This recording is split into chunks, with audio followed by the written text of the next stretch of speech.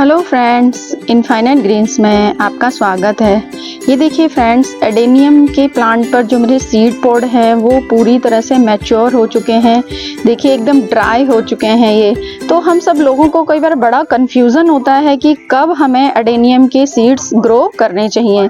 तो आज के वीडियो में मैं आपके इसी कन्फ्यूज़न को दूर करूँगी और सारा बताऊँगी उसके बारे में कि आपको कब सीड ग्रो करने हैं और किस तरीके से इनको ग्रो करना है। तो चलिए फ्रेंड्स, वीडियो स्टार्ट करते हैं।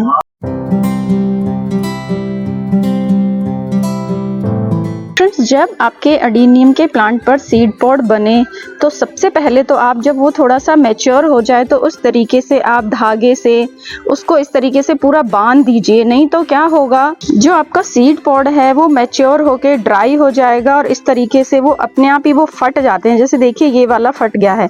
अगर मैंने इसको धागे से नहीं बांधा होता तो इसके जो सारे सीड्स हैं वो उड़ गए होते, आपके हाथ एक भी सीड इसमें से नहीं लगने वाला था। तो इस तरीके से आपको उसको टाई कर देना है। जो हमारा सीड पॉड मैच्योर हो चुका है एकदम, उसको हम पेड़ से हम अलग कर लेंगे। जो एडेनियम का प्लांट है उससे देखिए ये मैंने तोड़ लिया है। जो सीड पॉड है वो ये वाला भी उतना मतलब पूरी तरह से ड्राई नहीं हुआ है। तो इसको जब ये इस तरीके से ड्राई हो जाएगा तभी मैं इस वाले सीड पॉड को प्लांट से अलग करूंगी। ये देखिए फ्रेंड्स, वो धागा हटाते से किस तरीके से ये सीड पॉड के बाहर आ गए हैं और प्रकृति ने इनको इतने सुंदर पंख दिए हैं। इस सीड के देखेंगे आप, दोनों साइड फेदर्स लगे रहते हैं। जो एडेनियम का सीड होता है उसके दोनों साइड इस तरीके से देखिए पंख लगे होते हैं। तो इनको उड़ने में बहुत आसानी होती है। बस एक हवा के झोंके का इंतजार और ये सारे बीज उड़कर पता नहीं कहाँ पहुँच जाते हैं। आपको कोई भी बीज इसका नहीं मिलेगा। अब फ्रेंड्स, इन सीड के दोनों साइड में जो फेदर्स लगे हुए हैं उनको हटा के हम इनको सोइंग के लिए रेडी करेंगे। तो देखिए इस तरीके से जो सीड है वो आपको तैयार करना है। ये देखिए फ्रेंड्स, ये सारे जो सीड्स हैं मैंने इनके जो फेदर्स थे वो हटा दिए हैं और ये सोइंग के लिए हमारे सीड्स तैयार हैं। तो अब जानते हैं मेन बात के बारे में कि इनकी सोइंग हमें कब करनी चाहिए। फ्रेंड्स, एडेनियम के प्लांट पर जब भी सीड पॉड आपका मैच्योर हो, जब भी जो फली बने और वो पक जाए, तभी उसको आपके बीज अलग करके उसकी सोइंग कर देनी है। चाहे वो कोई भी मंथ हो। जैसे आपने देखा होगा, अभी मैं आपको दिखाऊंगी कि अभी ये अक्टूबर का महीना चल रहा है, मेरे सीड पॉड अभी मैच्योर हुए हैं। तो मैं ऐसा नहीं है कि फरवरी मार्च का इंतजार करूंगी, मैं अभी मेरे जो सीड्स हैं उनकी सोइंग कर दूंगी। तो सबसे बेस्ट जो तरीका है वो यही है कि जब भी किसी भी महीने में, चाहे वो फरवरी मार्च में हो, नवंबर में हो, जनवरी में हो, जून में हो, मई में हो, कभी भी जिस भी महीने में आपका सीड पॉड मैच्योर हो, आपको तभी उसकी 10 से 15 दिन के अंदर सोइंग कर देनी है। फ्रेंड्स, एडेनियम ऐसा प्लांट है कि इसके जितने ज़्यादा फ्रेश सीड्स की आप सोइंग करेंगे उतना ही उनका जर्मिनेशन अच्छा होगा। एडेनियम के जो सीड्स होते हैं फ्रेंड्स, उनकी जो वायबिलिटी होती है मैक्सिमम 3 मंथ्स होती है।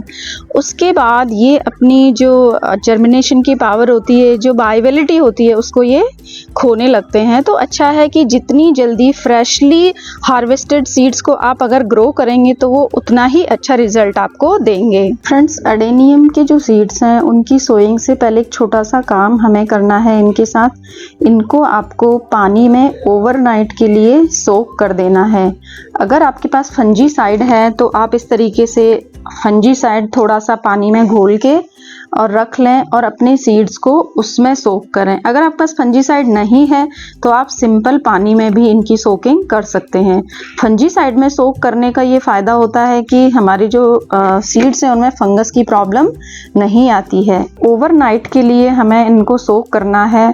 पानी में सोक करने से इनका जो जर्मिनेशन है वो फास्ट हो जाता है। ये देखिए फ्रेंड्स, हमने जो रात को सीड सोक किए थे फंजीसाइड वाले पानी में, तो उस समय पे आप वीडियो में देख रहे होंगे कि सारे सीड्स ऊपर इसमें फ्लोट कर रहे थे, तैर रहे थे।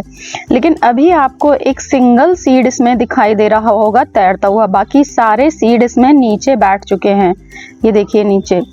तो ये पानी में सोक करने का ये और एक फ़ायदा इसका होता है कि सीड की जो वायबिलिटी होती है वो चेक हो जाती है कि हमारे कितने सीड इसमें वायबल हैं। ये जो ऊपर तैर रहा है सीड, ये वायबल नहीं है, ये जर्मिनेट नहीं होगा। तो जब आप सीड सोइंग करें और इस तरीके से पानी में सोक करें तो जो ऊपर तैरते हुए सीड्स हैं उनको हटा दें, वो किसी भी कंडीशन में जर्मिनेट नहीं होंगे। बिना सोकिंग के जब हम डायरेक्ट सीड्स की सोइंग करते हैं तो उसमें यही नुकसान होता है कि हमें सीड की वायबिलिटी का पता नहीं लग पाता है, और बहुत सारे जो नॉन वायबल सीड्स होते हैं उनकी सोइंग भी हम कर देते हैं तो और वो जर्मिनेट नहीं होते हैं। इससे हमारा जो स्पेस है जिस कंटेनर में हम ग्रो कर रहे हैं वो भी ख़राब होता है। तो ये बहुत अच्छा एक मेथड है सीड्स की वायबिलिटी को चेक करने का और 100% जर्मिनेशन लेने का। अब जो ये सीड्स हैं उनको हम पानी में से निकाल के एक पेपर पे स्प्रेड कर देंगे, जिससे कि हमारे हाथों में ये सीड चिपके नहीं। जब हम इनको मीडिया में प्लेस करें तो देखिए ऐसे तो ये बहुत चिपकते हैं हाथ में, तो थोड़े से ये पेपर पे डालने के बाद थोड़े से ये ड्राई हो जाएंगे, तब हम इनको जो मीडिया हमने तैयार किया है उस पर प्लेस करेंगे। मीडिया की बात करें तो फ्रेंड्स, इसमें मैंने एक पार्ट कोकोपीट मिलाया है और एक पार्टी मैंने बजरी सैंड जो होती है उसको मिक्स किया, और थोड़ा सा इसमें वर्मी कंपोस्ट मिलाया है और थोड़ा सा फंजीसाइड मिलाया है। वर्मी कंपोस्ट मैं इसलिए मिलाती हूँ क्योंकि मान लीजिए अगर काफ़ी टाइम तक आप अपनी सीडलिंग्स को रिपोर्ट नहीं कर पाते हैं तो वो वर्मी कंपोस्ट इसमें मिक्स होने के कारण उनकी जो ग्रोथ होती है वो प्रॉपर बनी रहती है। और चाहे तो आप सिर्फ सैंडी सैंड में भी अपने जो सीड्स हैं उनको ग्रो कर सकते हैं, या आप हाफ पार्ट कोकोपीट और 1 पार्ट इसमें सैंड मिला के, मतलब इस तरीके से थोड़ा चेंज करके आप मीडिया बना सकते हैं। बट मेनली इन्हीं दो जो कंपोनेंट्स हैं उन्हीं में मैं अपनी जो सीडलिंग्स हैं उनको हमेशा तैयार करती हूँ। सीड सोइंग से पहले फ्रेंड्स हम जो मीडिया है उसको इस तरीके से सैचुरेट कर लेंगे। जो फंजीसाइड वाला पानी है वो इसमें डालेंगे। सीड सोइंग से पहले ही मैं मीडिया को इसलिए सैचुरेट करती हूँ क्योंकि अगर एकदम ड्राई मीडिया में आप सीड लगा देंगे और फिर बहुत सारा पानी एक साथ उसमें डालेंगे तो जो हमारे सीड्स हैं वो कई बार अपनी प्लेस से हट जाते हैं। तो इसलिए पहले ही हमें मीडिया को अच्छे से वाटरिंग कर लेनी है। अब जो हमारे सीड्स हैं उनको हम पूरे जो कंटेनर है उसमें प्लेस कर देंगे, एक एक करके एक सर्टेन डिस्टेंस पर हमें इन बीज को इस तरीके से लगा देना है। आपको प्रेस नहीं करना है इनको बहुत ज़्यादा, बस इस तरीके से आपको रखते जाना है इनको।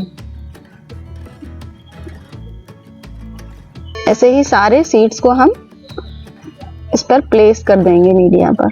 ये देखिए फ्रेंड्स, सारे जो सीड्स हैं एडेनियम के वो मैंने जो मीडिया है उसके ऊपर प्लेस कर दिए हैं।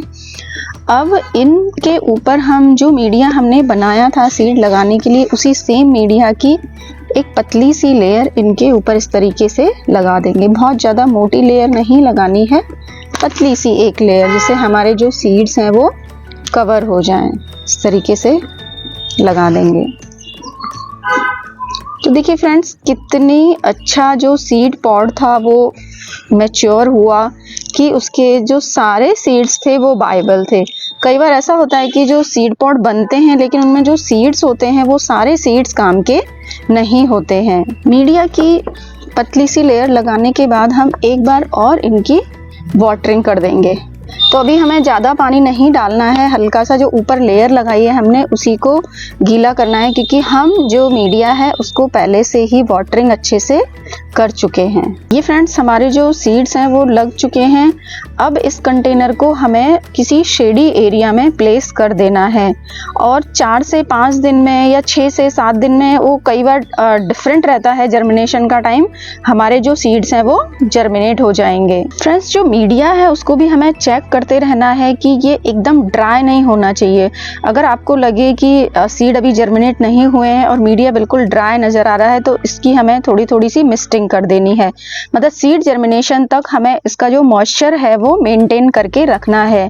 सीड के जर्मिनेशन के बाद, मतलब सीडलिंग आ जाने के बाद भी आपको, क्योंकि अभी विंटर का मौसम आएगा, सर्दी पड़ेगी, पाला पड़ेगा, ओस पड़ेगी बहुत ज़्यादा, तो उससे भी अपनी जो सीडलिंग है उसको बचा के रखना है।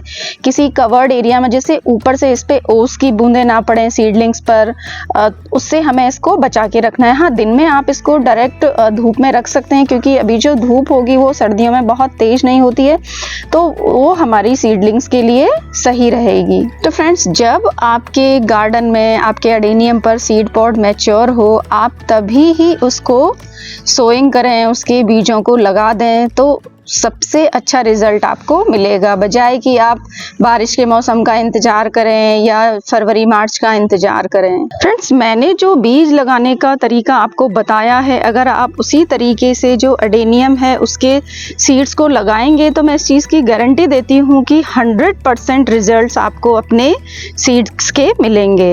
आई होप फ्रेंड्स, मेरा ये जो वीडियो है आपके लिए हेल्पफुल होगा, और इसी तरीके से आप भी अपने एडेनियम के जो सीड्स हैं उनकी सोइंग करेंगे और उनसे आपको अच्छा रिजल्ट मिलेगा। Thanks for watching. Happy gardening.